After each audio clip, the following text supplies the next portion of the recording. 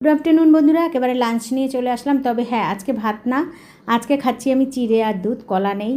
তো যাই হোক আসলাম, আমি ভেবেছিলাম আজকে লাঞ্চটা হবে না হয়তো। তো সকালবেলাতে 3টে রুটি খেয়ে গেছিলাম, বুঝতেই পারছো। তো যাই হোক আজকে অনেকটা বেলা হয়ে গেছে। মা বললো ভাত বসিয়ে দে, আমি বললাম না, কারণ আজকে তো শুক্রবার। দাঁড়াও কলার এটা একটুখানি খুলে নি, হেডফোনটা দেওয়া ছিল তো একটু খুলে। দেখো খাওয়া দাওয়া করে পান খাবো, রেডি রেখেছি পান আর সুপারি।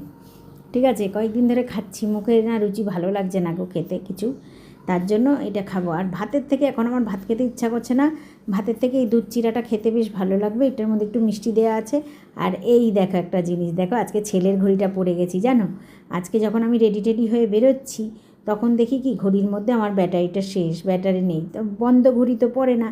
তো দেখো অনেকটা বড় হাতের থেকে, কেমন একটা অড লাগছে না ভালো লাগছে, অবশ্যই কমেন্ট করে জানাবে। এই প্রথম আমি জেন্টস ঘড়ি পরলাম। তো যাই হোক বন্ধ ঘড়ি পরতে নেই, বন্ধ ঘড়ি ঘরেও রাখতে নেই। ব্যাটারিটা বিকালে ছেলে এসে চেঞ্জ করে দেবে। আর ভাঙা কাচ ঘরে রাখতে নেই, ভাঙা কাচে মুখ দেখতে নেই, তাই না? বলে নাকি কপালটাও নাকি ওই রকমই হয়ে যায় ভাঙা মতন, তার কি। আর দেখো এই যে আজকে রান্না কিন্তু মা করেছে, সবার জন্য করেছে হচ্ছে চিংড়ি মাছের তরকারি আর একটা পাঁচমিশালি তরকারি আর হচ্ছে ভাত। তো এই করেছে আজকে, মাই করেছে, আজকে আমি রান্না করিনি। তো যাই হোক শুক্রবারের খাবার তো আমার একেবারে আলাদা, নিজের জন্য একদমই আর রান্না করতে ইচ্ছা হলো তোমাদের। দেখো দিয়ে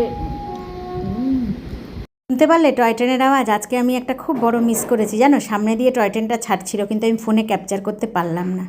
বন্ধুরা নেক্সট কোনো ভিডিওতে দেখা হচ্ছে।